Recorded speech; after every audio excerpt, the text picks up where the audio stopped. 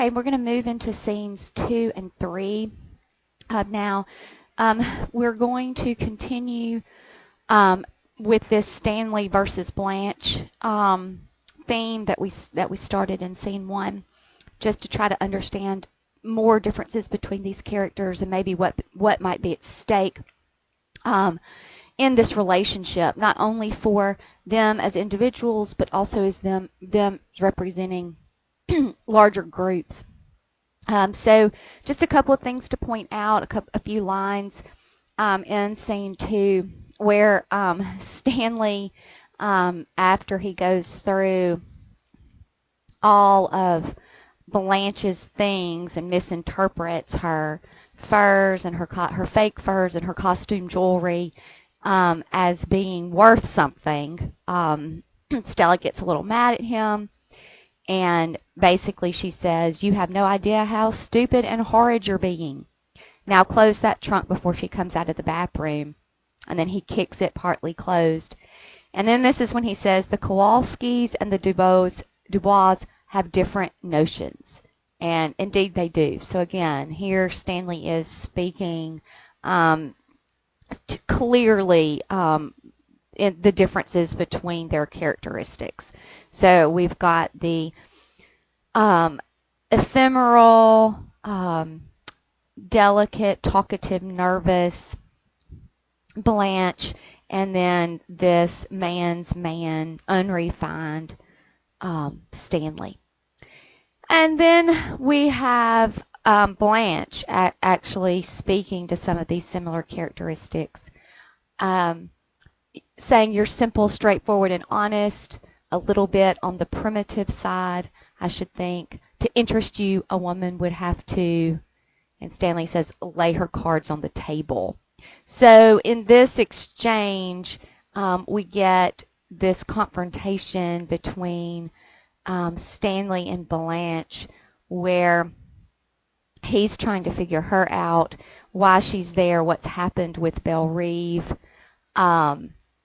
and he doesn't quite trust her. And then Blanche goes on later and says, "I have an idea that she," meaning Stella, "doesn't understand you as well as I do. All right, now, Mr. Kowalski, let us proceed without any more double talk. I've nothing to hide." And she actually does have things to hide. And as the story unfolds, we will see that. We've seen how she does, like, she wants to hide her age. For sure, she wants to hide the fact that she drinks, but there will continue to be more things unfolding. And then Blanche says to him, talking about her former husband, "I hurt him the way you'd like to hurt me, but you can't. I'm not young and vulnerable anymore." So what we see here is this first indication that maybe Blanche feels a little physically threatened by Stanley, and that she is dancing on the edges of destruction here a little bit in this relationship. And so let's pay attention to that as we continue to move forward. Then we have this whole scene 2 really revolving around this idea of the Napoleonic Code. And Stanley defines that for us, that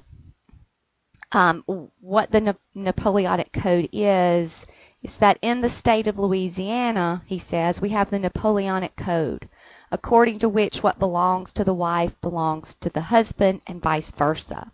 For instance, if I had a piece of property or you had a piece of property, and then Stella says, "My head is swimming," and Stanley says, "All right, I'll wait till she gets through soaking in a hot tub, and then I'll inquire if she is acquainted with the Napoleonic Code.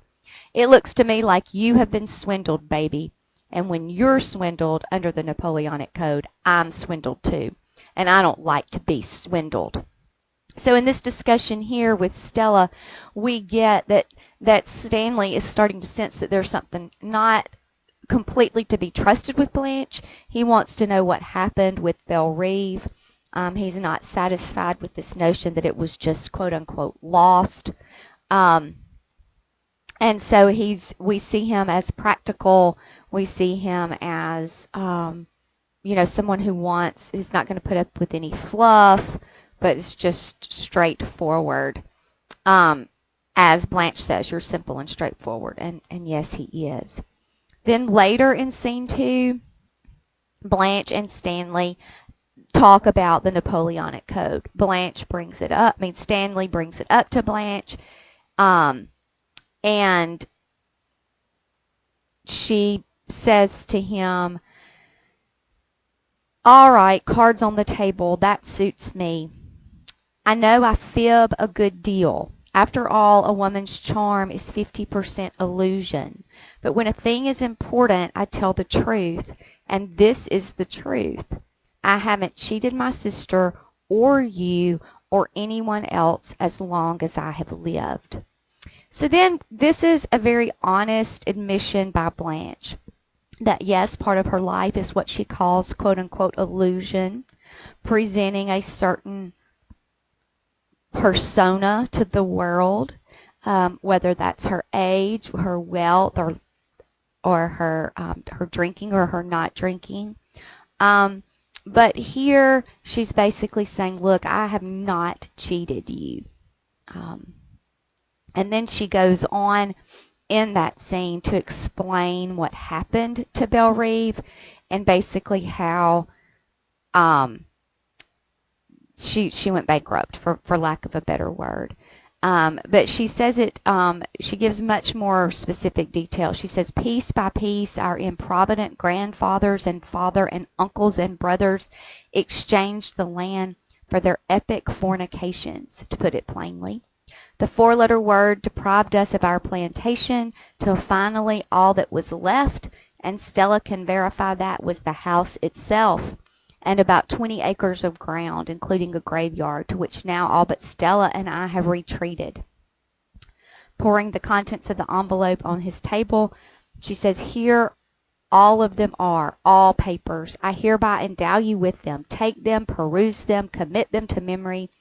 I think it's wonderfully fitting that Belle should finally be this bunch of old papers in your big, capable hands. And so there is sarcasm there, there's distress there, but we really get the sense that this time around that Blanche is being honest. Then as we move into scene 3, oh, and sorry, let's go back a little bit. The Napoleonic Code discussion between Stella and Stanley is in a little clip after this presentation, or after this lecture. So go back and watch that. Again, I think it's important to kind of feel how these characters are portrayed by these actors. I think it gives you more additional insight into what's going on with the play. So in scene 3, we start getting this indications that there may be some romantic interest between Mitch, one of Stanley's friends, and Blanche. Mitch seems to be a little bit more sensitive than Stanley. Mitch lives with and takes care of his mom. He seems to not be quite as brutish, and kind of, we see a little interest grow between Blanche and Mitch. One of the things that Blanche does is really reveal herself somewhat to Mitch here, but again, how much of it is illusion, how much of it is real. But this is one line that stands out. I can't stand a naked light bulb any more than I can a rude remark or a vulgar action. And if you remember from scene 1, she put that little paper lantern over the light bulb. She's all about not wanting to be too far in the light. There's always got to be some degree of illusion as far as her life is concerned, and that she doesn't like this rude remark or a vulgar action. So again, trying to establish herself as a little bit more higher class in her actions and her thoughts. And then the scene ends with a very, very important line by Blanche where she says, there's so much confusion in the world. Thank you. And she's directly talking to Mitch for being so kind. I need kindness now.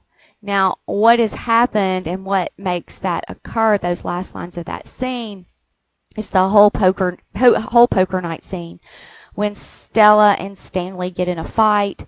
And you can see sort of here I've picked out some of the lines. Drunk, drunk, animal thing you, Stella says. And then in those stage directions, we get this. She backs out of sight. He advances and disappears. There's the sound of a blow. Stella cries out. Blanche screams and runs into the kitchen. So the implication here is that Stanley has hit her or has thrown something at her. But after this happens, she leaves and goes upstairs to her neighbor's house. And then Stanley, realizing what he's done, that he's made a complete drunken fool of himself, says, my baby doll's left me. And then you get probably the most iconic scene from this play. And that's when Stanley screams out, Stella, a couple of times.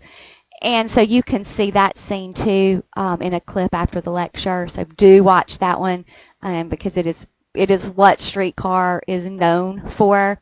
If nothing else, that moment where Stanley screams out, Stella. So Stella goes back with Stanley, as you saw, as you read, and it just mortifies Blanche. And so Blanche ran down. So she's questioning Mitch about this at the very end of scene 4. And so she says or the very end of scene 3, I'm sorry. She says to Mitch, she ran downstairs and went back in there with him. And Mitch says, sure she did. And Blanche says, I'm terrified. And Mitch says, ho ho, there's nothing to be scared of. They're crazy about each other. Blanche said, I'm not used to such. And then Mitch, nah, it's a shame this had to happen when you just got here, but don't take it serious. Blanche says, violence is so.